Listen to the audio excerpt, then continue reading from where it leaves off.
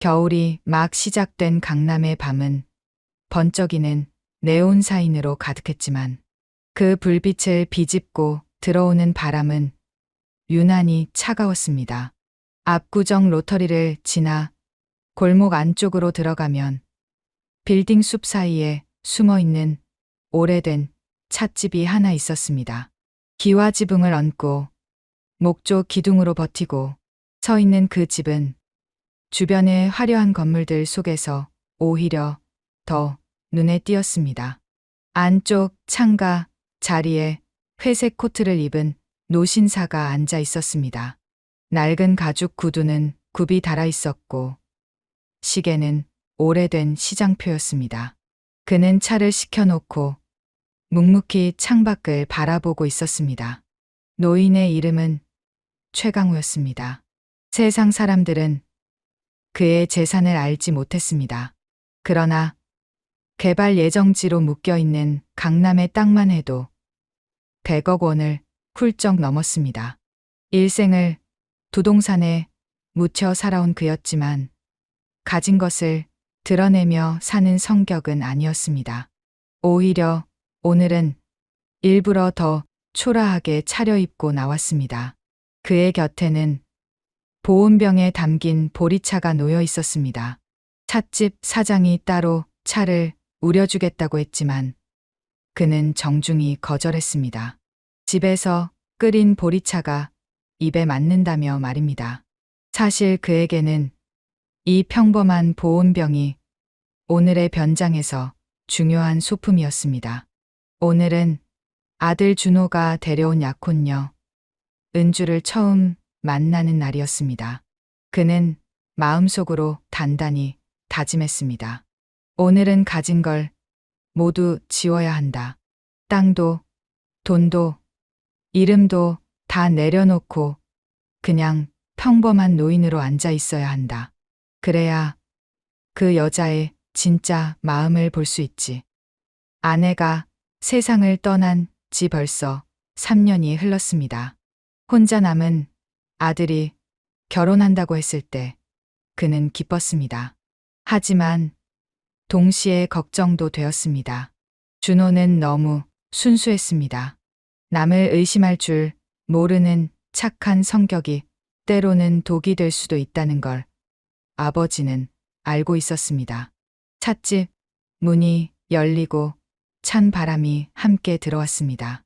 아들 준호가 들어섰고 그 옆에는 단정하게 화장을 하고 명품 가방을 든 젊은 여자가 서 있었습니다. 은주였습니다. 준호의 얼굴에는 행복한 미소가 가득했습니다. 그러나 은주의 시선은 이미 찻집 내부를 훑고 있었습니다. 오래된 나무 테이블, 낡은 의자, 값싸 보이는 찻잔들, 그리고 창가에 앉은 초라한 노인. 호텔 레스토랑의 천장에는 샹들리에가 반짝이고 있었습니다. 웨이터가 안내하자 세 사람은 원형 테이블에 앉았습니다. 흰 식탁보 위에는 은빛 포크와 나이프가 가지런히 놓여 있었습니다. 준호는 이 자리를 위해 한 달 용돈을 모두 털어 이 호텔을 예약했습니다. 아버지께 은주를 제대로 소개하고 싶었습니다. 그는 아버지가 평소보다 더 수수한 차림으로 나온 것을 보고 조금 걱정스러웠지만 그래도 은주라면 이해해 줄 거라고 믿었습니다. 아버지, 여기 분위기 괜찮으시죠? 준호가 환하게 웃으며 물었습니다. 그래 뭐, 이런 데는 내가 익숙지는 않네. 최강호는 어깨를 한번 으쓱했습니다. 옆자리에 앉은 은주는 얇게 미소를 지었지만 시선은 곧장 그의 차림새를 훑었습니다. 다른 구두, 해진 코트, 손목에 감긴 낡은 시계. 잠깐이었지만 그녀의 미간이 좁혀졌습니다. 아버님, 소탈하시네요. 평소에도 이런 스타일을 좋아하시나 봐요? 말은 부드럽게 흘렀지만 뉘앙스에는 알 수 없는 가시가 숨어 있었습니다. 준호는 눈치를 못 채고 활짝 웃으며 은주의 손을 잡았습니다. 우리 아버지는 원래 검소해. 그럼요. 검소한 게 미덕이죠. 은주는 대답하며 와인잔을 들어 올렸습니다. 투명한 잔을 빙빙 돌리며 색을 살피는 모습은 능숙했습니다. 그녀는 대학 시절 호텔리어를 꿈꾸며 와인 동아리에서 활동했던 경험이 있었습니다. 지금도 회사 회식에서는 항상 와인 선택을 맡았습니다. 최강호는 와인에 관심이 없었습니다. 그저 잔을 한번 들어 올렸다가 그대로 내려놓았습니다. 사실 그는 젊은 시절 과음으로 몸을 상한 적이 있어서 술을 거의 하지 않았습니다. 하지만 그런 사연을 굳이 설명하고 싶지는 않았습니다. 은주는 그 모습을 보고 옆으로 몸을 기울이며 낮게 속삭였습니다. 와인 맛을 조금만 아셔도 좋았을 텐데 요즘은 기본 매너잖아요. 그녀의 목소리는 작았지만 최강호의 귀에는 선명하게 들렸습니다. 그는 잠시 은주를 바라보았습니다. 그녀의 눈동자에는 실망과 경계가 스며들어 있었습니다. 준호가 얼른 말을 받았습니다. 아버지는 술을 거의 안 하셔서 그래. 몸에 안 맞으셔. 아, 그렇군요. 제가 괜한 말씀을 드렸네요. 은주는 웃으며 말을 마쳤지만 얼굴에 스친 순간적인 표정에는 분명 아쉬움과 불만이 섞여 있었습니다. 식사가 이어지던 중 웨이터가 메뉴를 가져왔습니다. 최강호는 메뉴판을 보며 가격에 놀랐습니다. 스테이크 하나가 10만 원이 넘었습니다. 그는 준호가 얼마나 무리해서 이 자리를 마련했는지 짐작할 수 있었습니다. 그냥 간단한 것으로 시키자. 최강호가 조심스럽게 말했습니다. 아버지, 오늘은 특별한 날이니까 맛있는 걸로 드세요. 준호가 웃으며 답했습니다. 은주가 다시 물었습니다. 아버님은 지금 어떤 일을 하고 계세요? 은퇴하셨다고 들었는데 이제 나이도 있고 해서 특별히 하는 일은 없지. 아, 그러시구나. 요즘은 은퇴 후 생활비가 만만치 않은데 관리가 쉽지 않으실 것 같아요. 최강호는 조용히 미소만 지었습니다. 그 미소 뒤로 복잡한 감정이 스쳐갔습니다. 은주의 질문은 자연스러워 보였지만 그 속에 담긴 계산을 그는 느꼈습니다. 준호는 그제야 눈치를 채고 황급히 대화를 돌렸습니다. 은주가 요즘 회사에서 중요한 프로젝트 맡아서 정신이 없어요. 팀에서 인정도 많이 받고 있어요. 그래? 대단하네. 최강호가 고개를 끄덕이자 은주의 어깨가 조금 펴졌습니다. 그러나 그 순간에도 그는 느꼈습니다. 은주의 시선이 자꾸만 그의 손목시계, 구두, 식탁 위의 영수증에 머물고 있다는 것을. 저는 부동산 개발 컨설팅 회사에 다녀요. 최근에 강남 쪽 재개발 프로젝트를 여러 개 담당하고 있어서 이 동네 사정을 잘 알아요. 은주가 자신감 있게 말했습니다. 그렇구나. 요즘 강남이 많이 바뀌고 있다더라. 네, 정말 빨라요. 몇 달 사이에 땅값이 2배씩 뛰는 곳도 있어요. 운 좋은 분들은 하루아침에 부자가 되시더라고요. 최강호는 묵묵히 고개를 끄덕였습니다. 그러나 그의 마음속에서는 경종이 울리고 있었습니다. 최강호가 돌아가는 길에 떠올린 것은 20년 전 일이었습니다. 그때 그는 작은 중개업소를 운영하며 하루하루를 버텨내고 있었습니다. 준호는 초등학생이었고 아내 순옥은 밤늦게까지 가게를 지키며 가계부를 정리했습니다. 어느 날 압구정동에 있는 조그마한 나지막한 집이 매물로 나왔습니다. 그 당시로서는 꽤 큰 금액이었지만 최강호는 직감적으로 느꼈습니다. 이 땅은 언젠가 금덩어리가 될 것이라고. 여보, 이 돈이면 준호 교육비를 몇 년은 될 수 있어. 순옥이 걱정스럽게 말했습니다. 그래. 하지만 이 땅을 사두면 준호가 대학 갈 때까지는 문제 없을 거야. 그는 모든 저축을 털어 그 땅을 샀습니다. 당시 주변 사람들은 그를 미쳤다고 했습니다. 개발 계획도 없는 외진 땅을 산다고 말입니다. 하지만 10년 후 그 일대가 재개발 구역으로 지정되었습니다. 20년 후인 지금 그 땅의 가치는 상상을 초월했습니다. 최강호는 묵묵히 세월을 기다렸고 결국 옳았습니다. 그러나 그 과정에서 그는 배웠습니다. 돈을 아는 순간 사람이 바뀐다는 것을. 가까웠던 친구들이 갑자기 서먹해지고 친척들이 갑자기 연락을 자주 했습니다. 돈의 냄새를 맡은 사람들의 시선이 얼마나 차가울 수 있는지를 그는 뼈저리게 느꼈습니다. 그래서 그는 결심했습니다. 진짜 가족이 될 사람이라면 자신이 가진 것을 모르는 상태에서 만나야 한다고. 며칠 뒤 은주가 시댁에 인사를 가겠다고 말했습니다. 준호는 설레는 표정이었지만 은주의 눈길은 날카롭게 빛났습니다. 준호는 운전하면서 말했습니다. 은주야, 우리 집이 좀 오래됐어. 괜찮을까? 괜찮다고 했잖아. 나 그런 거 안 따져. 하지만 은주의 머릿속에서는 다른 계산이 돌아가고 있었습니다. 시댁의 형편을 정확히 파악해서 앞으로의 계획을 세워야 했습니다. 내비게이션이 안내한 목적지는 오래된 주택가였습니다. 다세대 건물들 사이 낡은 기와지붕 집 하나가 자리 잡고 있었습니다. 대문을 여니 마당에 장독대와 김장 항아리가 있었습니다.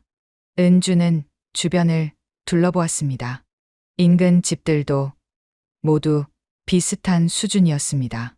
재개발이 예정된 동네라면 모를까 그런 기미는 보이지 않았습니다. 어서 와라. 최강호가 마당에서 장갑을 끼고 배추를 뒤집고 있었습니다. 네, 안녕하세요. 은주는 상냥하게 웃었지만 속으로는 이런 집이구나 하고 중얼거렸습니다. 거실로 들어서자 더욱 실망스러웠습니다. 장판은 군데군데 울고 있었고 싱크대 위에는 오래된 알루미늄 냄비가 놓여 있었습니다.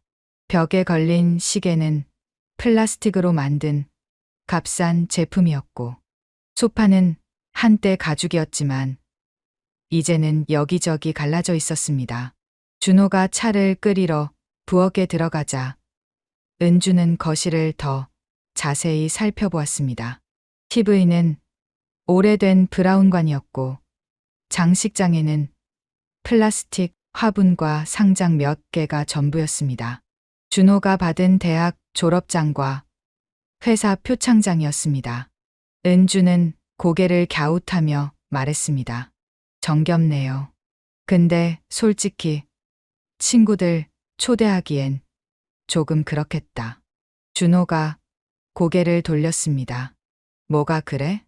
사진 같은 거 올리기엔 좀 그렇잖아. 체면이란 것도 있지. 체면이 뭐가 중요해. 우리끼리 행복하면 되는 거지. 너는 늘 그렇게 말하지. 은주는 억지로 웃었습니다. 그녀는 속으로 계산하고 있었습니다. 이 집값이 얼마나 될까? 주변 시세를 봐서는 기껏해야 3억 정도. 전세라면 더 적을 것입니다. 준호의 월급도 많지 않은데 결혼 자금은 어떻게 마련할 것인가.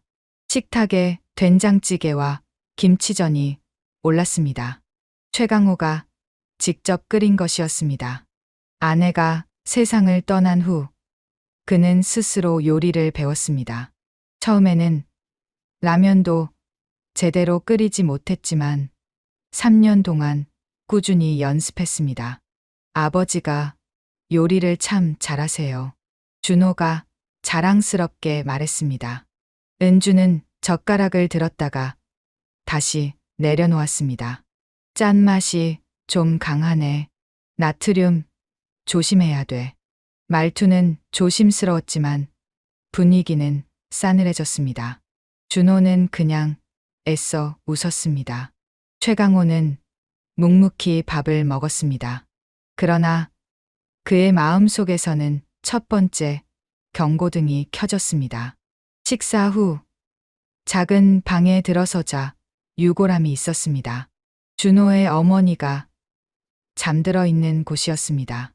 최강호는 매일 아침 이곳에서 인사를 드렸습니다. 어머니예요? 은주가 낮은 목소리로 물었습니다. 그래. 3년 전에 돌아가셨다. 제사는 매년 하시나 봐요? 그래. 해마다 한다. 요즘은 간단히 추모만 하기도 하잖아요. 그렇게 해도 되지 않을까 해서요.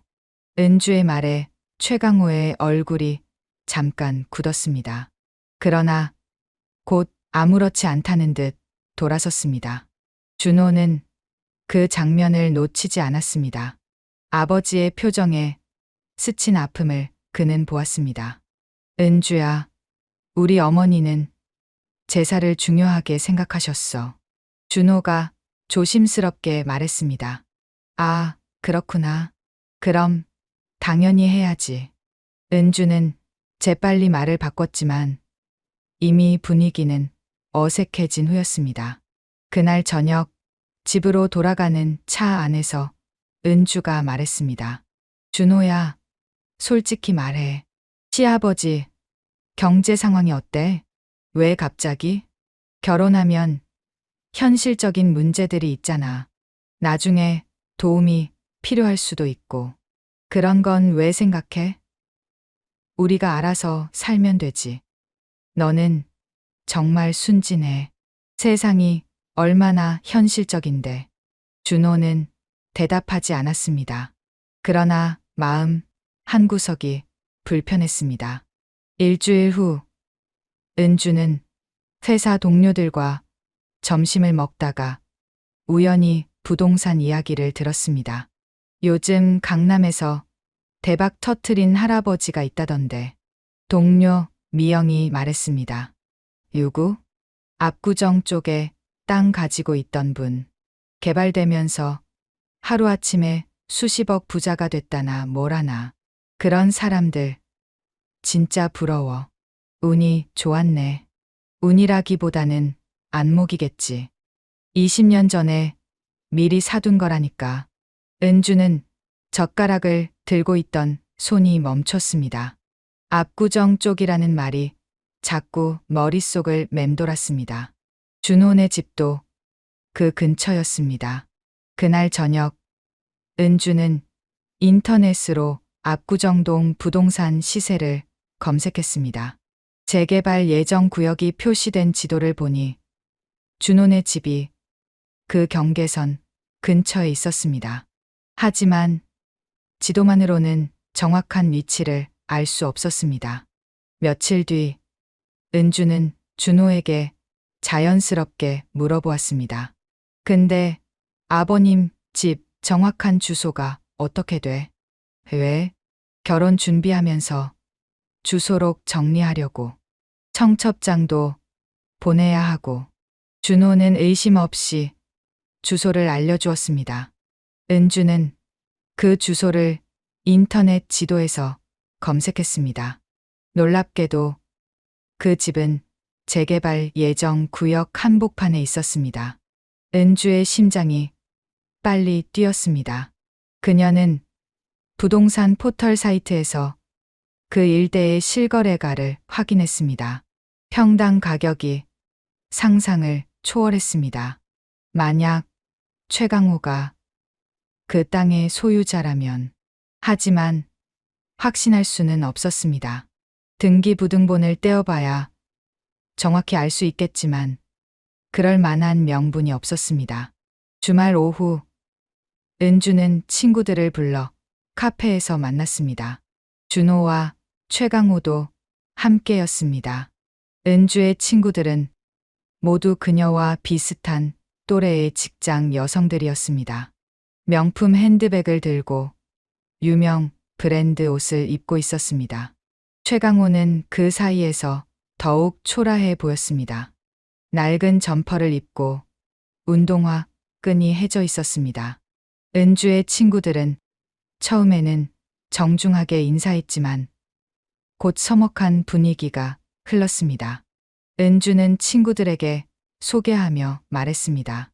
우리 시아버지 되실 분이야.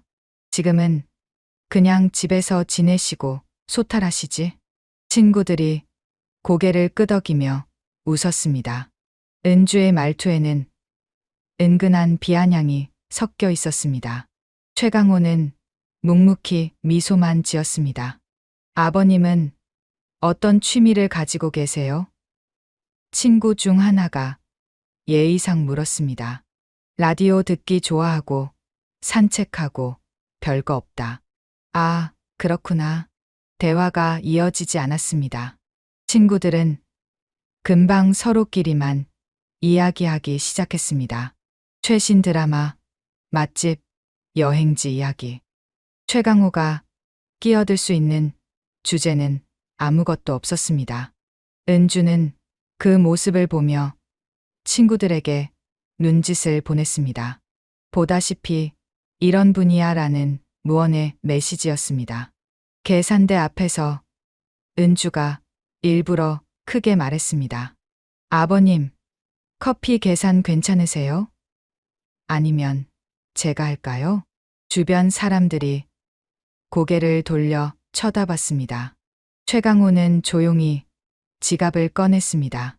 낡은 가죽 지갑에서만 원짜리 몇 장이 나왔습니다. 은주는 재빨리 가로채듯 계산을 하고는 말했습니다. 요즘은 포인트 적립도 중요하잖아요. 제가 하는 게 낫죠. 그 순간 최강호는 깨달았습니다. 은주가 일부러 사람들 앞에서 자신을 초라하게 만들려 한다는 것을. 그리고 그 이유도 짐작할 수 있었습니다. 준호의 얼굴이 굳었습니다. 돌아오는 길에 준호가 낮게 말했습니다. 너 오늘 좀 심했어. 뭐가 심해? 사실 말한 거잖아. 괜히 어색해지는 것보단 낫지. 체면 깎는 게 낫다는 거야? 나는 현실적인 얘기한 거야. 내가 모를 뿐이지. 준호는 대답하지 못했습니다.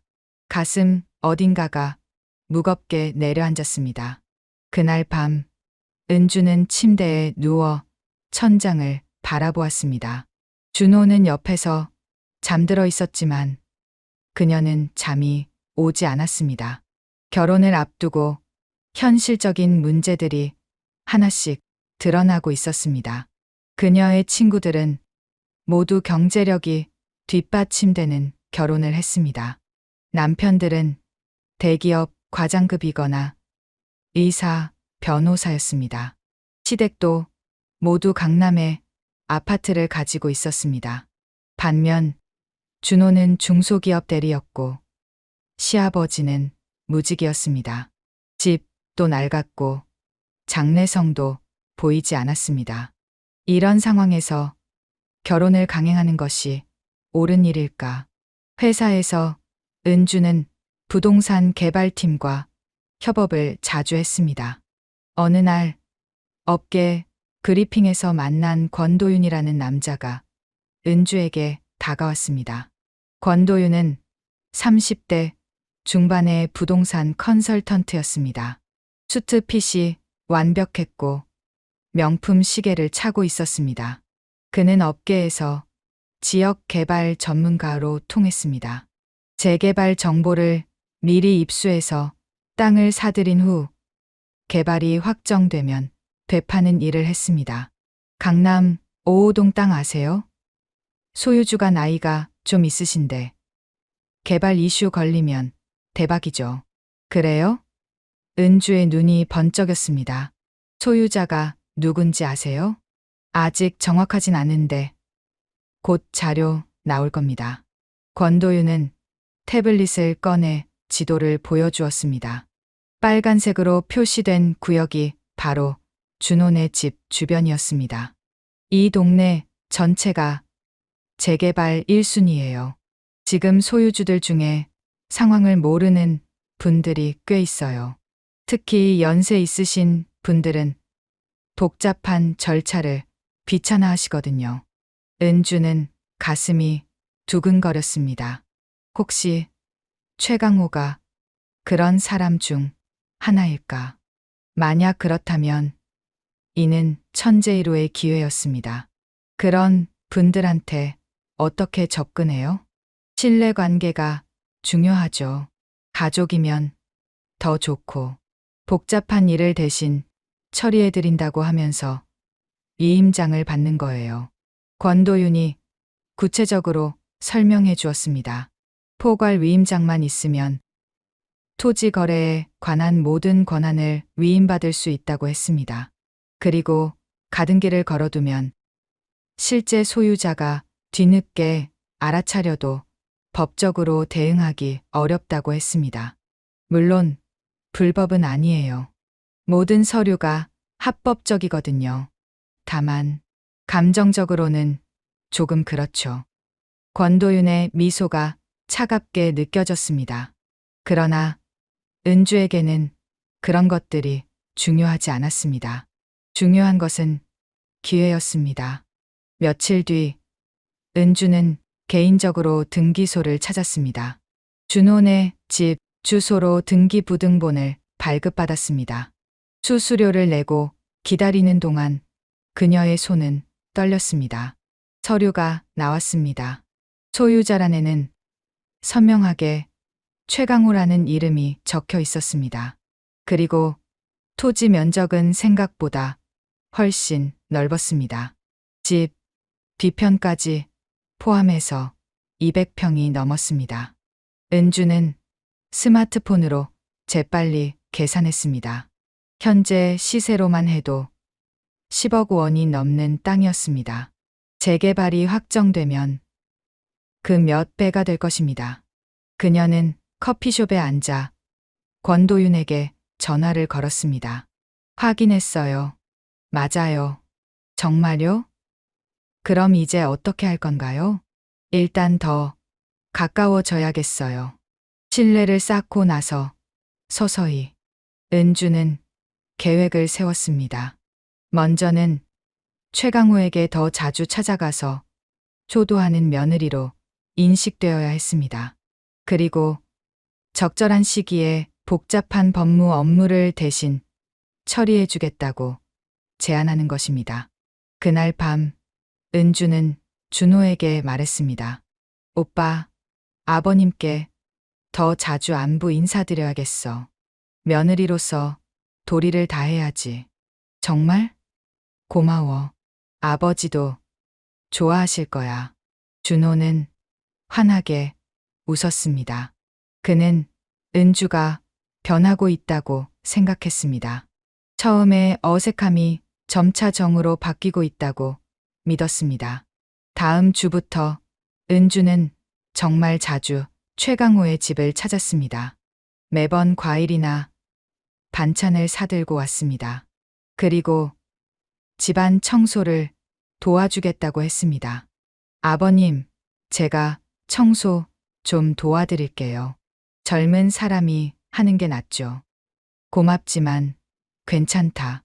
내가 할 일이 있어야 건강에도 좋고. 그래도 제가 하고 싶어요. 며느리 된 마음으로. 은주는 정성스럽게 집안을 치웠습니다.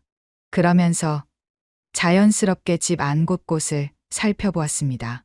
어디에 중요한 서류들이 보관되어 있는지, 금고나 서류함은 어디에 있는지, 거실 한쪽에 오래된 서랍장이 있었습니다. 최강호가 잠시 화장실에 간 사이 은주는 서랍을 살짝 열어보았습니다. 첫 번째 서랍에는 약봉지들과 안경이 들어 있었습니다. 두 번째 서랍에는 오래된 사진들이 있었습니다. 세 번째 서랍을 열자 은행 통장들이 보였습니다.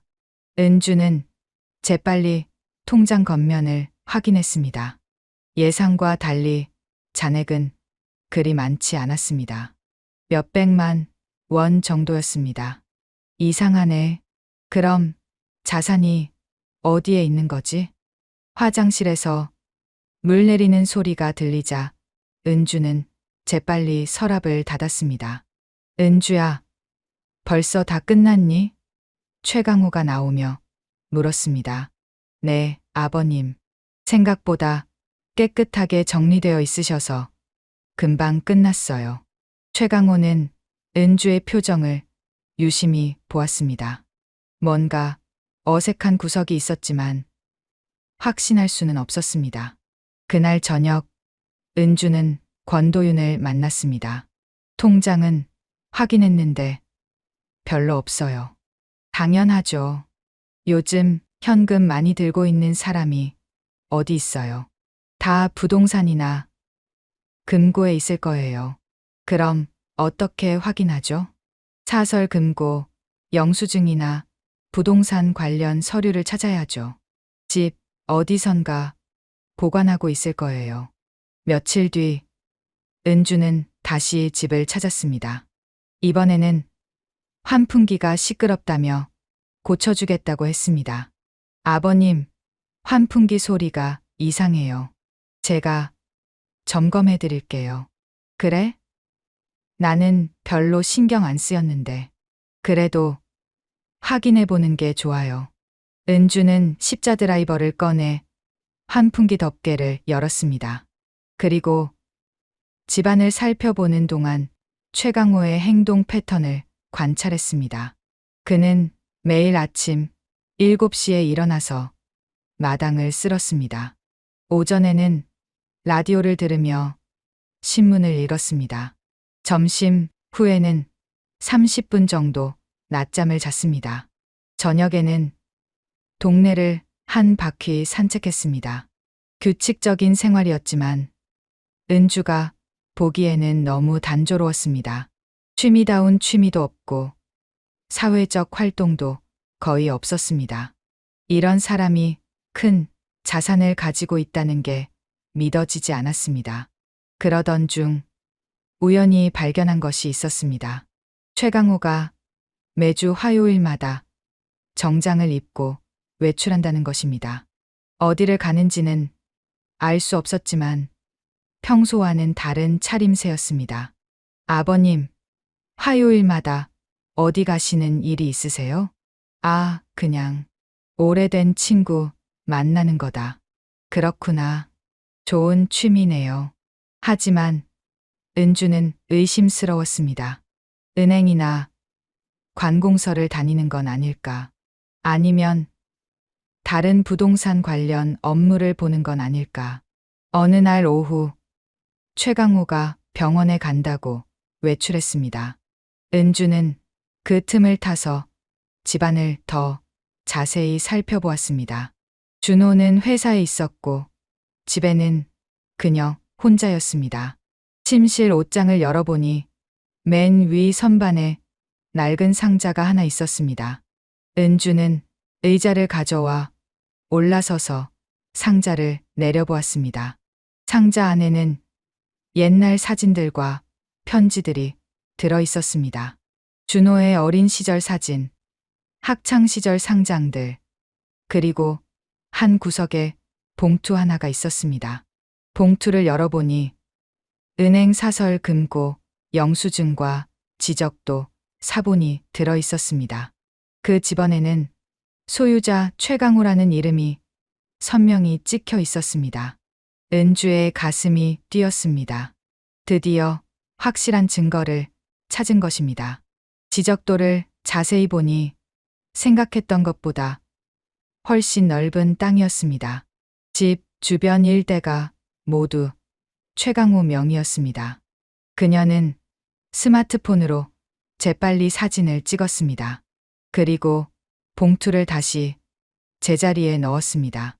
그러나 그 순간부터 머릿속은 계산으로 가득 찼습니다. 사설 금고 영수증을 보니 강남의 한 은행이었습니다. 매월 관리비가 나가고 있었습니다. 분명 중요한 것들이 보관되어 있을 것입니다. 현금이나 금은보화 혹은 더 많은 부동산 관련 서류들. 은주는 권도윤에게 급히 연락했습니다. 더 큰 것 같아요. 사설 금고도 있어요. 정말요? 그럼 규모가 상당하겠네요.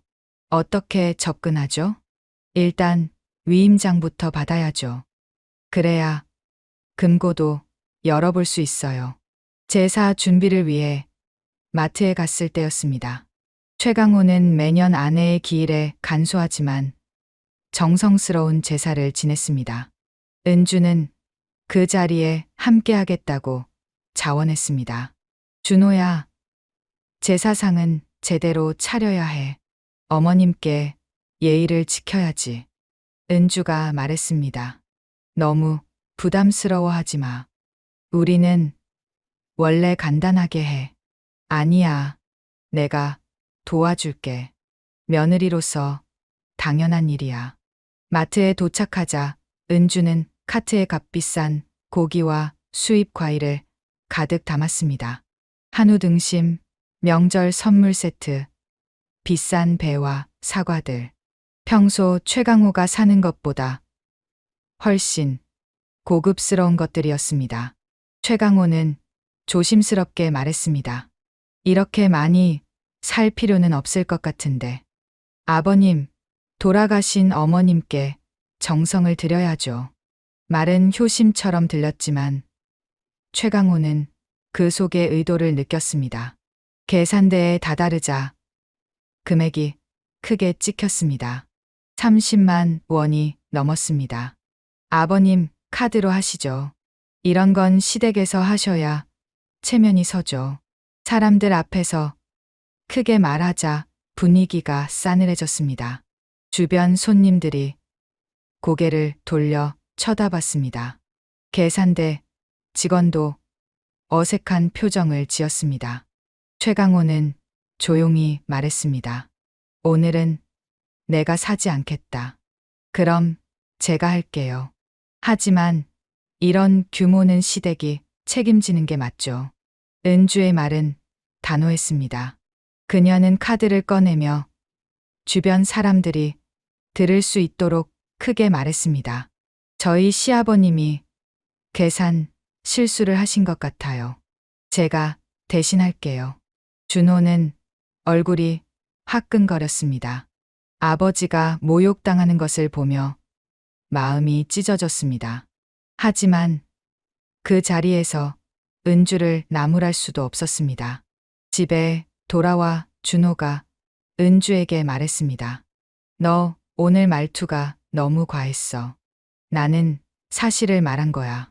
결혼은 체면이야. 모른 척하면 오히려 문제 생겨. 아버지 기분 상하셨을 거야. 그래도 현실은 인정해야지. 나중에 더 큰 문제가 생기기 전에. 준호는 대꾸하지 못했습니다. 속에서 무언가 부서지는 소리가 들렸습니다. 그날 밤 최강호는 잠들지 못하고 마당에 나왔습니다. 차가운 공기를 마시며 아내의 영정 앞에 앉았습니다. 우리 준호가 잘못 선택한 것 같다. 어떻게 해야 할까? 바람이 불어 집 앞 가로등이 흔들렸습니다. 그 빛이 마당에 그림자를 만들었다가 지웠다가 했습니다. 최강호는 오랫동안 그 자리에 앉아 있었습니다. 은주는 권도윤을 다시 만났습니다. 작은 카페 구석에서 두 사람은 서류를 펼쳐놓고 앉아 있었습니다. 노인네, 상대는 쉬워. 위임장만 받으면 돼. 은행, 구청 심부름 대행이라 하면 금방 서명하지. 권도윤이 낮은 목소리로 속삭였습니다. 정말 그렇게 간단해? 당연하지. 가등기만 걸어놓으면 끝이야. 개발 확정되면 되팔아 차익만 챙기면 돼. 권도윤은 구체적인 방법을 설명했습니다. 먼저 복잡해 보이는 서류들을 준비해서 노인을 헷갈리게 만든다. 그 다음 친절하게 대신 처리해 주겠다고 제안한다. 그리고 포괄 위임장에 서명을 받는다. 중요한 건 타이밍이야. 너무 급하게 하면 의심받고 너무 늦으면 다른 사람이 끼어들어. 언제쯤이 좋을까요? 결혼식 준비 핑계 대면서 하면 돼. 복잡한 일이 많다고 하면서 은주는 고개를 끄덕였습니다. 머릿속에 구체적인 그림이 그려졌습니다. 그녀는 결혼을 빌미로 최강호의 신뢰를 얻고 위임장을 받아낼 계획을 세웠습니다. 그런데 위험하지 않아요? 나중에 발각되면 어때? 이미 계약은 체결된 상태인데. 법적으로는 문제 없어. 준호는 어떻게 하죠? 그건 내가 알아서 해. 사업은 감정과 별개야.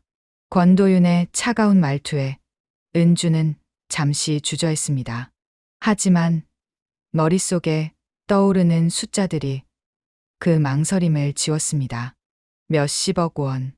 그 돈이면 평생 걱정 없이 살 수 있었습니다. 며칠 뒤 은주는 최강호의 집을 찾아갔습니다. 손에는 여러 장의 서류가 들어있는 봉투를 들고 있었습니다. 아버님, 요즘 병원 다니시느라 힘드시죠? 은행 일이나 구청 민원 같은 건 제가 대신 처리해 드릴게요.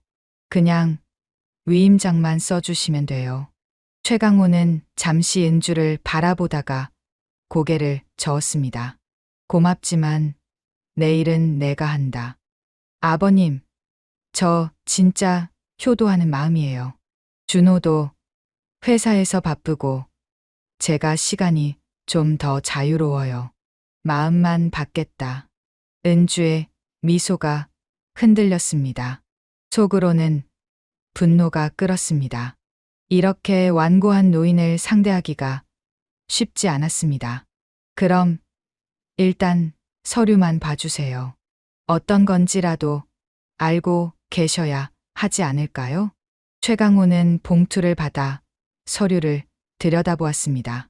복잡한 법률 용어들과 빽빽한 글자들이 가득했습니다. 하지만 그는 이런 서류들을 수없이 봐왔습니다. 20년 넘게 부동산 업계에서 일한 경험이 있었습니다. 이건 포괄위임장이네. 네.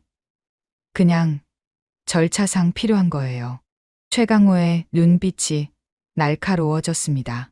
포괄위임장이 얼마나 위험한 서류인지 그는 잘 알고 있었습니다. 모든 권한을 위임하는 백지 수표와 같은 것이었습니다. 왜 포괄위임장이 필요하지?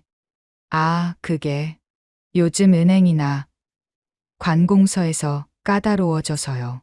간단한 일도 복잡한 절차를 거쳐야 해요. 은주는 변명을 늘어놓았지만 최강호는 더 이상 속지 않았습니다. 그는 조용히 서류를 돌려주었습니다. 필요할 때 다시 얘기하자. 며칠 후 저녁, 은주는 다시 집을 찾았습니다. 이번엔 과일 바구니를 들고 왔습니다. 아버님, 지난번에 괜한 말씀 드려 죄송해요. 환기구가 헐거워 보여서 제가 고쳐드릴게요. 그녀는 십자 드라이버를 꺼내 환풍기 덮개를 열었습니다. 그 틈에 복사한 토지대장과 매입 의향서, 권도윤의 명함을 슬쩍 끼워 넣었습니다. 혹시 모를 상황에 대비한 은닉처였습니다. 은주의 계획은 이랬습니다. 나중에 문제가 생기면 이 서류들을 증거로 내밀 것입니다. 최강호가 먼저 부동산 거래를 의뢰했다고 주장할 수 있었습니다. 권도윤의 명함도 그 증거가 될 것입니다. 하지만 은주는 몰랐습니다. 나사 하나가 원래와 달라져 있었다는 사실을. 덮개를 닫는 순간 툭 하는 소리가 났습니다.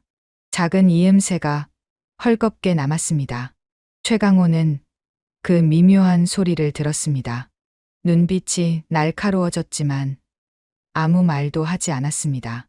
대신 은주가 돌아간 후 환풍기를 열어보았습니다. 서류들을 발견한 순간 그의 얼굴이 굳었습니다.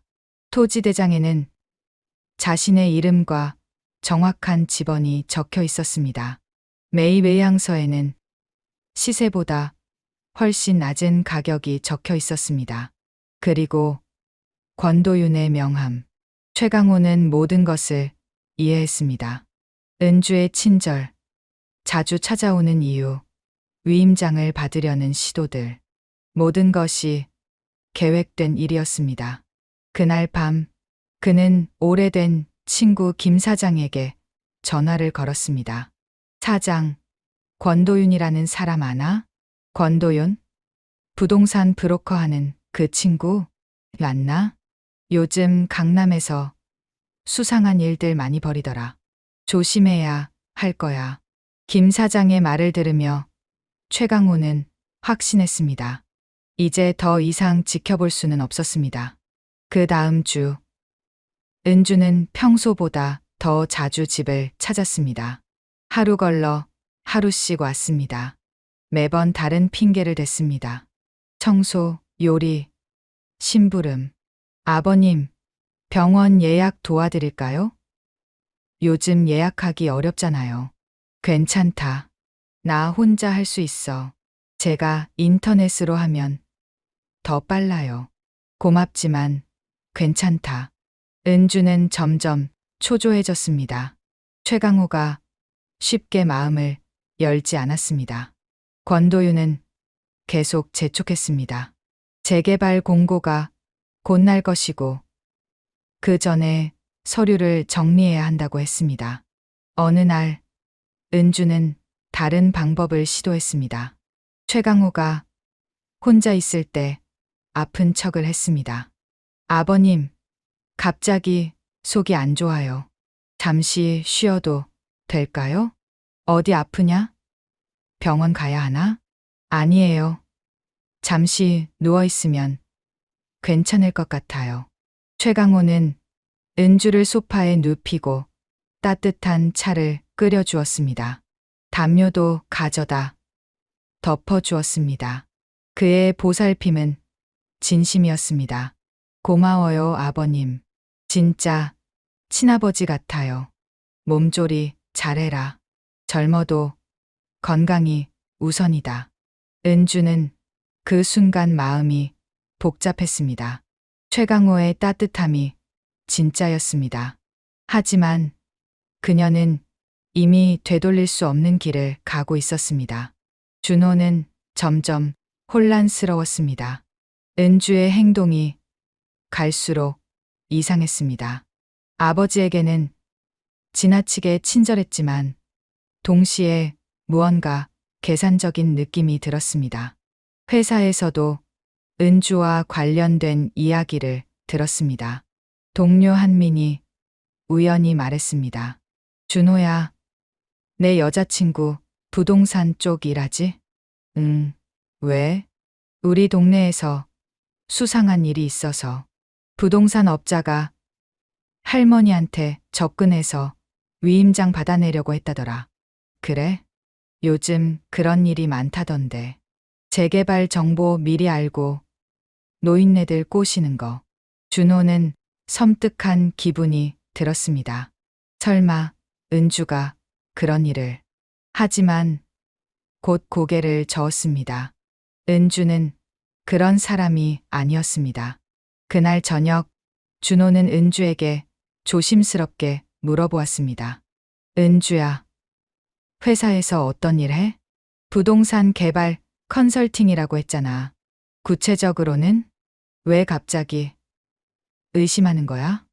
은주의 목소리에 날이 서 있었습니다. 준호는 더 이상 묻지 못했습니다. 최강호가 동네를 산책하던 중 오래된 이웃 박순자 할머니를 만났습니다. 그녀는 70대 후반이었지만 정정했습니다. 강호야, 요즘 집에 젊은 여자가 자주 오더라. 아, 우리 준호 약혼녀요. 그런데 말이야, 조심해야 할 것 같아. 왜요? 박순자 할머니는 주변을 살피고 목소리를 낮췄습니다. 며칠 전에 우리 집에도 비슷한 여자가 왔어. 친절하게 굴면서 서류 처리 도와준다고 하더라고. 그래서요? 나중에 알고 보니 사기꾼이었어. 다행히 서명 안 해서 문제 없었지만 최강호의 표정이 심각해졌습니다. 어떤 식으로 접근했나요? 처음에는 청소 도와주고 심부름해주고 그러다가 복잡한 서류 있으면 대신 처리해준다고 하더라고. 정확히 은주가 했던 방식이었습니다. 최강호는 등줄기에 차가운 기운이 흘렀습니다. 할머니, 혹시 그 여자 이름이 뭔지 아세요? 기억은 안 나는데 부동산 회사 다닌다고 했어. 이제 확신이 섰습니다. 최강호는 집으로 돌아가 환풍기를 다시 열어보았습니다. 서류들이 그대로 있었습니다. 그는 그것들을 조심스럽게 꺼내 자세히 읽어보았습니다. 매입 의향서에 적힌 가격은 시세의 절반도 안 되었습니다. 그리고 권도윤의 명함 뒤에는 작은 글씨로 토지 전문 매입이라고 적혀 있었습니다. 그날 저녁 준호가 퇴근해서 집에 왔습니다. 최강호는 고민 끝에 아들과 조심스럽게 대화를 시작했습니다. 준호야, 은주 회사에서 정확히 어떤 일 하는지 아니? 부동산 개발 관련 일이라고 했는데 왜요? 그냥 궁금해서. 최강호는 직접적으로 말하고 싶었지만 참았습니다. 아들이 직접 깨닫기를 바랐습니다. 너무 성급하게 진실을 말하면 오히려 아들이 긍을 돌릴 수도 있었습니다. 아버지, 혹시 은주가 뭔가 잘못했나요? 아니다. 그냥 조심스러운 마음이 들어서. 은주는 좋은 사람이에요. 아버지께도 정성스럽게 대하잖아요. 준호의 말에는 확신이 담겨 있었습니다. 그러나 최강호는 그 확신이 얼마나 위험한지 알고 있었습니다. 일주일 후 은주는 더 정교한 계획을 가지고 왔습니다. 이번에는 준호도 함께였습니다. 아버님, 저희가 결혼 준비하면서 복잡한 서류들이 많아요. 혼인신고, 전입신고, 건강보험 이전. 이런 것들을 제가 한꺼번에 처리해 드릴게요. 준호도 거들었습니다. 아버지, 은주가 이런 일에 전문가예요. 맡기시는 게 좋을 것 같아요. 이번에는 준호까지 가담한 상황이어서 최강호는 더욱 곤란했습니다. 아들 앞에서 은주를 의심한다고 말할 수는 없었습니다. 고민해 보겠다. 아버님, 시간이 별로 없어요. 구청 같은 데는 처리 기간이 오래 걸려요. 은주가 재촉했습니다. 그녀의 목소리에 간절함이 묻어났습니다. 최강호는 그 간절함이 자신을 위한 것이 아니라는 걸 알고 있었습니다. 내일까지 생각해보마. 며칠 뒤 구청에서 공고문이 우편함에 도착했습니다. 도시관리계획 변경안 열람 공고. 지도에는 붉은 라인이 그어져 있었고 소유자란에는 최강호라는 이름이 선명했습니다. 우연히 그 공고문을 본 것은 준호였습니다. 그는 우편함에서 신문을 가져오다가 발견했습니다. 처음에는 단순한 행정 공고인 줄 알았는데 자세히 보니 아버지 이름이 적혀 있었습니다. 준호가 우편물을 보며 놀랐습니다. 아버지, 이거 뭐예요? 이름이 왜 여기 있어? 그대로다. 내 땅이다. 아니, 왜 이제야 말씀하셨어요? 최강호는 잠시 망설이다가 진실을 말했습니다. 사람 마음은 가진 걸 숨겼을 때 드러나는 법이다. 내가 사랑한다는 여자가 진심인지 내가 보고 싶었다. 준호의 머릿속이 복잡해졌습니다. 그동안 은주가 보였던 표정, 말투가 한꺼번에 떠올랐습니다. 왜 그렇게 자주 집에 왔는지, 왜 위임장을 받으려 했는지 모든 것이 연결되었습니다. 아버지, 혹시 은주가 내가 직접 확인해봐라. 아버지 말보다는 내 눈으로 본 게 더 확실할 거다. 그날 밤 준호는 잠들지 못했습니다. 은주에 대한 믿음과 의심 사이에서 고민했습니다. 사랑한다고 생각했던 사람이 정말 거짓이었을까? 다음 날 저녁 준호는 일찍 퇴근해서 집에 왔습니다. 은주는 아직 오지 않았습니다. 그는 은주의 가방을 우연히 보게 되었습니다. 가방이 반쯤 열려 있었고 그 안에서 서류가 보였습니다. 준호는 망설였습니다. 하지만 결국 그 서류를 꺼내보았습니다. 권도윤의 명함과 함께 토지 매입 계약서, 초안이 있었습니다. 매도일란에는 최강호, 매수일란에는 권도윤의 이름이 적혀 있었습니다. 계약 금액은 시세의 3분의 1 수준이었습니다. 그리고 특약 사항에는 대리인 수수료 30%라고 적혀 있었습니다. 준호의 손이 떨렸습니다. 모든 것이 명확해졌습니다. 은주는 처음부터 아버지의 땅을 노리고 접근한 것이었습니다. 그 순간 현관문이 열렸습니다. 은주가 들어왔습니다. 벌써 왔네. 왜 이렇게 일찍?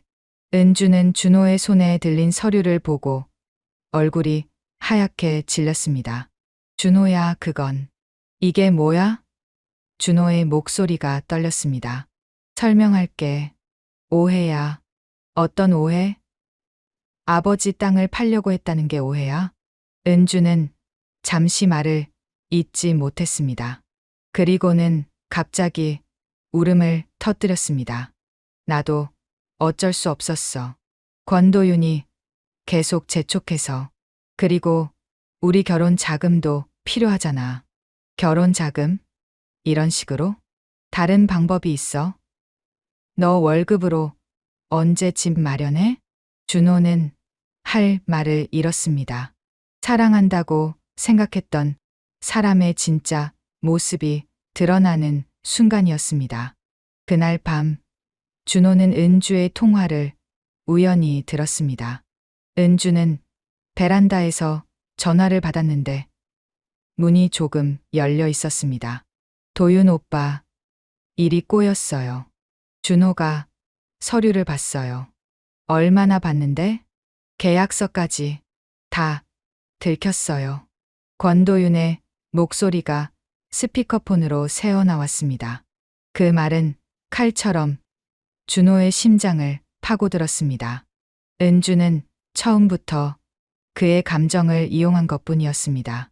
준호는 조용히 안방으로 들어가 아버지를 깨웠습니다. 아버지, 일어나세요. 왜? 무슨 일이냐? 은주 얘기 다 들었어요. 아버지 말이 맞았어요. 최강호는 아들의 표정을 보고 모든 것을 이해했습니다. 드디어 준호가 진실을 깨달은 것입니다. 다음 날 저녁, 은주는 다시 집을 찾았습니다. 손에는 서류 봉투가 들려 있었습니다. 이번에는 권도윤까지 함께 왔습니다. 아버님, 은행에서 대리 처리하려면 위임장이 필요해요. 그냥 사인만 해주시면 돼요. 최강호가 봉투를 열어보니 은행 서류 사이에 포괄 위임장이 끼워져 있었습니다. 서명란은 넓었고 목적은 공란으로 비워져 있었습니다. 이건 뭐냐? 아버님을 편하게 해드리려고요. 은주는 애써 웃었습니다. 그러나 그 순간 최강호가 환풍기를 열었습니다. 덥게 뒤에서 종이 뭉치가 떨어졌습니다. 토지대장 사본, 매입 의향서, 초안, 권도윤 명함. 은주의 얼굴이 순식간에 하얗게 질렸습니다. 권도윤도 당황한 표정이었습니다. 그건 오해예요. 그냥 공부하려고. 공부? 최강호의 목소리가 낮게 울렸습니다. 권도윤이 나서서 말했습니다. 할아버지, 오해가 있는 것 같은데요. 저희는 정당한 거래를 제안하려는 거예요. 정당한 거래? 시세의 절반 값으로? 최강호는 권도윤을 날카롭게 쳐다보았습니다. 그리고 책상 서랍에서 또 다른 서류를 꺼냈습니다. 권도윤과 관련된 신문 기사 스크랩이었습니다. 부동산 사기 주의보, 노인 대상 위임장 사기. 이것도 정당한 거래인가? 권도윤의 얼굴이 굳었습니다. 그는 더 이상 변명할 수 없었습니다. 제가 잘못했어요. 순간 욕심이 났어요. 하지만 이제 안 그럴게요. 은주는 무릎을 꿇었습니다. 그러나 최강호는 단호했습니다. 무릎 꿇는다고 달라질 건 없다. 준호는 그 장면을 멍하니 바라보았습니다. 마음이 무너져 내렸습니다. 사랑이라고 믿었던 것이 한순간에 탐욕으로 드러난 것입니다. 그날 밤 준호는 은주를 불러냈습니다. 카페에서 만난 두 사람의 분위기는 무겁였습니다. 은주야, 이제 그만하자. 뭘 그만해? 모든 걸 알고 있어. 권도윤한테서 전화 받았어. 은주는 눈물 섞인 목소리로 매달렸습니다. 준호야, 나 진심이야. 실수한 거야. 한 번만 용서해줘. 아버지, 재산만 본 거였어? 아니야. 너도 좋아했어. 하지만 기회가 눈앞에 있는데 나만 바보처럼 물러설 수 없었어. 준호의 눈에 눈물이 고였습니다. 난 너만 봤는데 넌 다른 것만 봤구나. 준호야, 현실을 생각해봐. 우리가 결혼해서 뭘로 살아? 너 월급으로 집도 못 사잖아. 이 기회를 놓치면 평생 가난하게 살 거야. 은주의 말은 냉정했습니다. 더 이상 감정에 호소하지도 않았습니다. 그냥 현실만 이야기했습니다. 그래도 이런 식은 아니야. 그럼 다른 방법이 있어? 말해봐. 준호는 대답할 수 없었습니다. 은주의 말에는 논리가 있었습니다. 하지만 그 논리가 옳다는 뜻은 아니었습니다. 우리 헤어져. 진짜 후회하지 마. 후회 안 해. 집에 돌아온 준호는 아버지 앞에 앉았습니다. 최강호는 따뜻한 차를 끓여주었습니다. 힘들었지. 예. 제가 바보였어요. 바보가 아니다. 사람을 믿는 게 바보는 아니야. 최강호는 아들의 어깨를 두드려 주었습니다. 아버지, 왜 진작 말씀 안 하셨어요? 내가 직접 깨달아야 의미가 있으니까. 아버지가 말해서 헤어진 거라면 나중에 후회할 수도 있잖아. 준호는 아버지의 지혜를 이해했습니다. 진실을 알려주는 것보다 스스로 깨닫게 하는 것이 더 중요했습니다. 그런데 아버지는 언제부터 눈치채셨어요? 처음 만났을 때부터. 사람 눈빛은 거짓말을 못한다. 최강호는 그동안의 일들을 차근차근 설명해 주었습니다. 은주의 시선이 항상 돈과 관련된 것들에 머물렀다는 것, 말투에 계산이 숨어 있었다는 것, 그리고 환풍기에 숨겨진 서류들까지. 아버지는 정말 대단하세요. 대단한 게 아니라 경험이야. 세상에는 여러 종류의 사람들이 있다. 좋은 사람도 있고 나쁜 사람도 있어. 중요한 건 구별하는 눈을 기르는 거지. 그날 밤 준호는 아버지 앞에 무릎을 꿇었습니다. 아버지, 제가 바보였습니다. 눈이 멀어서 아무것도 못 봤습니다. 사람은 누구나 눈먼 시기가 있다. 중요한 건 언제 눈을 뜨느냐지. 저는 아버지 말보다 은주 말만 믿었습니다. 죄송합니다. 미워하지 마라. 미움은 오래 들면 무겁다. 준호는 눈물을 흘렸습니다. 아버지가 그의 어깨를 두드렸습니다. 그 순간 가슴 깊이 따뜻함이 스며들었습니다. 아버지, 저는 앞으로 어떻게 살아야 할까요? 천천히 가라. 급할 것 없다. 진짜 사랑은 시간이 지나야 보이는 법이야. 예. 이제 조급해하지 않을게요. 부자는 그날 밤 늦게까지 이야기했습니다. 준호는 아버지로부터 인생의 지혜를 배웠습니다. 돈의 진짜 가치, 사람을 보는 눈, 그리고 진정한 행복이 무엇인지에 대해서. 준호는 집에 돌아와 환풍기에 헐거운 나사를 새 것으로 교체했습니다. 이제 흔들림이 없었습니다. 집안 구석구석을 손보고 벽지를 메꾸고 오래된 전구를 LED로 바꿨습니다. 작은 복구들이 쌓이며 마음도 조금씩 회복되었습니다. 부자는 함께 집을 고치기 시작했습니다. 벽지를 새로 바르고 마루를 다시 깔고 부엌도 새 것으로 바꿨습니다. 검소하지만 깔끔하게 아버지의 성격에 맞게 했습니다. 작업하는 동안 두 사람은 많은 이야기를 나눴습니다. 아버지, 어머니는 어떤 분이셨어요? 너희 어머니는 순수했단다. 첫 만남의 마음씨를 금방 알아챘어. 저도 그런 눈을 기르고 싶어요. 천천히 배워가면 돼. 급할 것 없다. 몇 개월이 지나면서 준호는 많이 달라졌습니다. 사람을 보는 눈이 생겼습니다.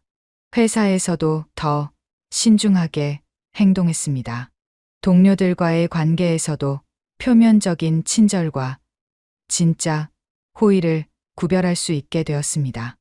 1년 후, 준호는 회사에서 새로운 동료를 만났습니다. 김수진이라는 이름의 여자였습니다. 그녀는 격리팀에서 일했는데 조용하고 성실한 성격이었습니다. 처음에는 업무적인 대화만 나눴지만 점차 개인적인 이야기도 하게 되었습니다. 수진은 부모님을 일찍 여의고 혼자 살고 있었습니다. 어려운 환경에서도 스스로 공부해서 대학을 나왔습니다. 수진 씨는 취미가 뭐예요? 독서요. 그리고 요리도 좋아해요. 요리요? 예. 혼자 살다 보니 자연스럽게 배우게 됐어요. 수진의 말에는 꾸밈이 없었습니다. 자신을 과시하려 하지도 않고 남에게 의존하려 하지도 않았습니다. 준호는 그런 그녀가 편안했습니다. 몇 차례 만남을 거듭하면서 수진의 진짜 모습을 보았습니다. 그녀는 결혼이나 미래에 대한 이야기를 할 때도 현실적이었지만 욕심부리지 않았습니다. 몇 달 후, 준호는 수진을 아버지께 소개하고 싶다고 생각했습니다. 아버지, 소개하고 싶은 사람이 있어요. 그래? 어떤 사람인데? 회사 동료인데 정말 좋은 사람 같아요. 수진을 집에 초대한 날, 최강호는 다시 평범한 차림으로 나왔습니다. 하지만 이번에는 시험이 아니었습니다. 그냥 자연스럽게 자신을 드러내고 싶었습니다. 안녕하세요. 준호 씨 아버님이시죠? 수진은 정중하게 인사했습니다. 그래, 어서 와. 추운데 들어와. 수진은 집 안을 둘러보았습니다. 새로 고친 집은 깔끔했습니다. 비싸 보이지는 않았지만 정성이 느껴졌습니다. 집이 참 따뜻해요. 준호가 정성껏 고쳐줬지. 정말요? 준호 씨가 손재주가 있나 봐요. 수진의 반응은 자연스러웠습니다. 집의 값어치를 따지거나 평가하지 않았습니다. 그냥 분위기와 정성을 봤습니다. 식사 시간이 되자 최강호가 직접 끓인 김치찌개를 내왔습니다. 제가 도와드릴게요. 수진이 일어나며 말했습니다. 괜찮다. 앉아 있어. 아니에요. 저도 요리 좋아해요. 수진은 자연스럽게 부엌으로 들어가 밥을 푸고 반찬을 나르는 것을 도왔습니다. 최강호는 그 모습을 지켜보았습니다. 꾸미지 않은 자연스러운 모습이었습니다. 맛있어요. 정말 잘하세요. 수진이 진심으로 말했습니다. 고맙다. 오랫동안 혼자 해서 이제 좀 늘었지. 식사 후 수진은 설거지를 도와주었습니다. 최강호가 말려도 소용없었습니다. 제가 하고 싶어요. 저희 부모님도 항상 손님이 오면 함께 정리하라고 하셨어요. 그녀의 말에는 진심이 담겨 있었습니다. 최강호는 차츰 마음을 열게 되었습니다. 어느 날 수진이 혼자 최강호의 집을 찾았습니다. 준호는 출장 중이었습니다. 아버님, 혼자 계시기 심심하실까 봐왔어요. 고맙다. 차라도 한잔하자. 수진은 가방에서 작은 통을 꺼냈습니다. 제가 만든 쿠키예요. 별거 아니지만 최강호가 하나 먹어보니 달콤했습니다. 정성이 느껴지는 맛이었습니다. 맛있다. 어디서 배웠니? 혼자 살면서 심심할 때 만들어요. 책 보고 독학했어요. 그날 오후 수진은 최강호와 함께 마당에서 화분을 정리했습니다. 그녀는 화초에 대해 잘 알고 있었습니다. 이 화분은 물을 너무 많이 주시면 안 돼요. 뿌리가 썩어요. 그래? 몰랐네. 저희 어머니가 화초 키우는 걸 좋아하셔서 어릴 때부터 봤어요. 수진의 말에는 따뜻한 추억이 담겨 있었습니다. 최강호는 그녀가 좋은 가정에서 자랐다는 것을 느꼈습니다. 최강호는 이번에는 일부러 자신의 재산을 숨기지 않았습니다. 수진이라면 알아도 괜찮을 것 같았습니다. 어느 날 구청에서 온 재개발 관련 공문을 수진이 보게 되었습니다. 아버님, 이게 뭐예요? 아, 그냥 행정 절차야. 재개발이요? 대단하시네요. 수진의 반응은 담담했습니다. 놀라거나 흥분하지 않았습니다. 그냥 그렇구나 하는 정도였습니다. 남의 재산에 대한 욕심이 전혀 보이지 않았습니다. 며칠 후 최강호는 더 직접적으로 물어보았습니다. 수진아, 만약 내가 돈이 아주 많다면 어떻게 생각해? 좋으시겠어요. 걱정 없이 사실 수 있으니까. 너한테는 어떨 것 같아? 저요? 저는 별로 달라질 게 없을 것 같은데요. 제가 번 돈으로 살 거예요. 수진의 답변은 명확했습니다. 남의 돈에 의존할 생각이 전혀 없었습니다. 준호와 수진의 관계는 천천히 발전했습니다. 서로를 알아가는 시간을 충분히 가졌습니다. 준호는 은주와의 일을 통해 배운 것들을 실천했습니다. 수진의 어려운 과거를 알게 되었을 때도 준호는 성급하게 도우려 하지 않았습니다. 대신 그녀가 스스로 극복할 수 있도록 곁에서 지켜봤습니다. 준호 씨, 제가 부담스럽지 않아요? 왜? 제가 가진 게 별로 없잖아요. 그런 건 중요하지 않아. 나는 수진 씨가 좋아. 준호의 말은 진심이었습니다. 이번에는 외모나 조건이 아니라 마음을 보고 사랑하게 되었습니다. 1년 반이 지나고 준호는 수진에게 프러포즈를 했습니다. 거창한 이벤트는 없었습니다. 그냥 평범한 저녁, 집에서 함께 밥을 먹다가 자연스럽게 꺼낸 말이었습니다. 수진아, 우리 결혼할까? 정말요? 응. 아버지도 좋아하시고, 나도 내가 좋고. 수진은 잠시 생각했습니다. 그리고 웃으며 고개를 끄덕였습니다. 예, 좋아요. 두 사람의 약혼은 조용했습니다. 반지도 비싸지 않았습니다.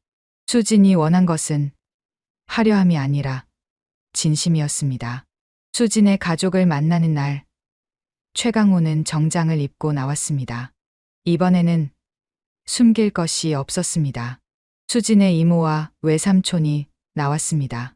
부모님이 일찍 돌아가신 후 수진을 키워주신 분들이었습니다.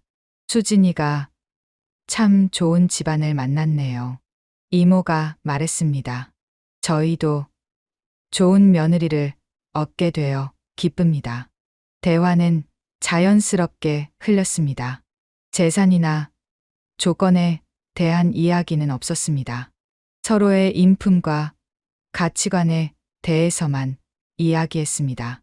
수진이는 어릴 때부터 착했어요.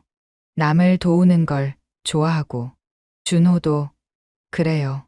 어머니 닮았나 봐요. 최강호는 수진의 가족들이 마음에 들었습니다. 소박했지만 따뜻한 사람들이었습니다. 결혼 준비 과정에서도 수진은 검소했습니다. 웨딩드레스도 대여로 했고 예식장도 작은 곳을 선택했습니다. 아버님, 이렇게 간소하게 해도 괜찮을까요? 물론이지. 중요한 건 마음이니까. 수진은 결혼 자금에 대해서도 현실적으로 접근했습니다. 저희끼리 마련할 수 있는 선에서 하려고요. 고마운 마음이다. 하지만 아버지가 도울 수 있는 건 도우마. 최강호는 결혼 비용을 지원하겠다고 했지만 수진은 정중히 거절했습니다. 마음만 받을게요. 저희가 시작하는 일이니까 저희 힘으로 해보고 싶어요. 결혼식 당일 작은 예식장에는 가족과 친한 친구들만 참석했습니다. 화려하지는 않았지만 따뜻한 분위기였습니다. 수지는 소박한 드레스를 입고 있었지만 아름다웠습니다. 진심 어린 미소가 모든 것을 빛나게 했습니다. 수진아, 우리 가족이 되어줘서 고마워. 최강호가 수진의 손을 잡으며 말했습니다. 아버님, 제가 더 감사해요. 따뜻한 가정을 만들어 주셔서. 그 순간 최강호는 확신했습니다. 이번에는 진짜였습니다.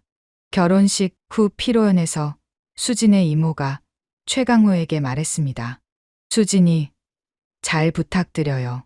이 아이는 정말 마음이 예뻐요. 저희가 더 잘해야죠. 결혼 후 수진은 시댁 근처로 이사 왔습니다. 준호와 함께 작은 아파트에서 신혼생활을 시작했습니다. 수진은 매주 시댁을 찾았습니다.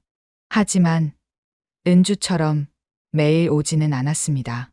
적당한 거리를 유지하면서도 따뜻한 관계를 만들어갔습니다. 아버님, 건강 어떠세요? 좋다. 너희 덕분에 활력이 생겼어. 제가 반찬 만들어 올까요? 괜찮다. 내가 신혼인데 시댁 일까지 하면 어떻게 해?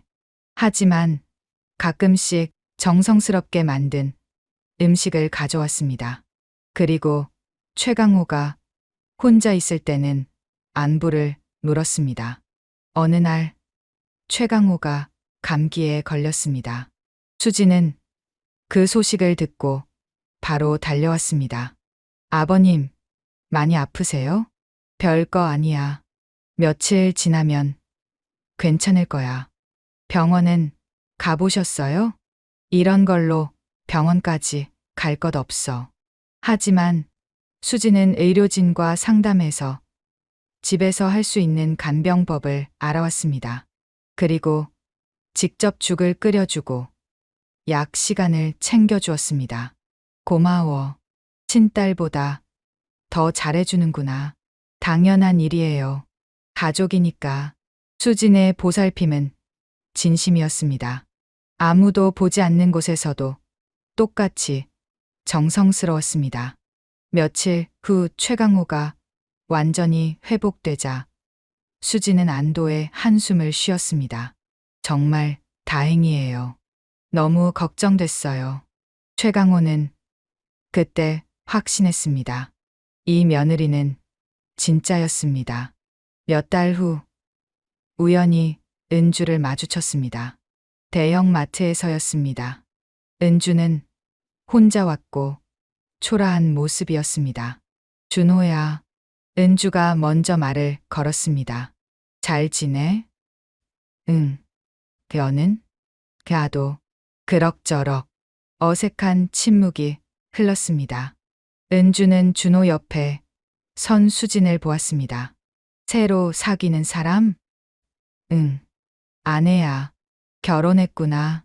축하해. 은주의 목소리에는 복잡한 감정이 섞여 있었습니다. 후회, 질투, 그리고 안도. 잘 살아. 은주가 마지막으로 말하고 떠났습니다. 수진이 물었습니다. 전 여자친구예요? 응. 오래된 일이야. 힘들었겠어요. 이제는 괜찮아. 오히려 고마워. 준호는 정말로 그렇게 생각했습니다. 은주 덕분에 진짜 사랑이 무엇인지 알게 되었습니다. 1년 후 수진이 임신했습니다. 최강호는 할아버지가 된다는 소식에 기뻤습니다. 아버님, 손자 볼 생각하니까 어떠세요? 벌써부터 설레는구나. 건강하게 태어나기만 하면 돼. 수지는 임신 중에도 시댁을 꾸준히 찾았습니다. 배가 부르기 시작하자 최강호가 말렸습니다. 몸 무거운데 굳이 오지 마라. 괜찮아요. 집에만 있으면 답답해요. 그녀는 임신복을 입고도 집안일을 도우려 했습니다. 최강호는 그런 수진이 기특했습니다. 아이가 태어난 날 최강호는 병원에서 손자를 처음 봤습니다. 작고 빨간 얼굴에 아기가 울고 있었습니다.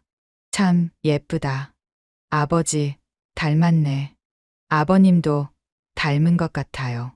수지는 피곤한 얼굴이었지만 행복해했습니다. 최강호는 그 모습을 보며 가슴이 벅찼습니다. 이름은 뭐로 지을까? 아버님이 지어주세요. 걔아야? 예.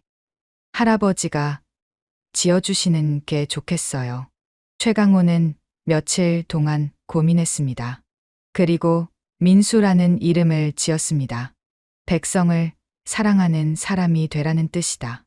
민수가 자라면서 집안은 활기로 가득 찼습니다. 최강호는 손자를 돌보는 재미로 살았습니다. 유모차를 밀고 동네를 산책하는 것이 일과였습니다.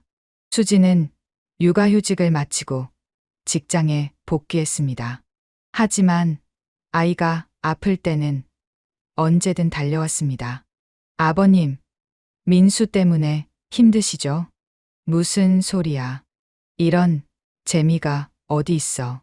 최강호는 정말로 행복했습니다. 늦은 나이에 얻은 손자가 삶에 활력을 주었습니다.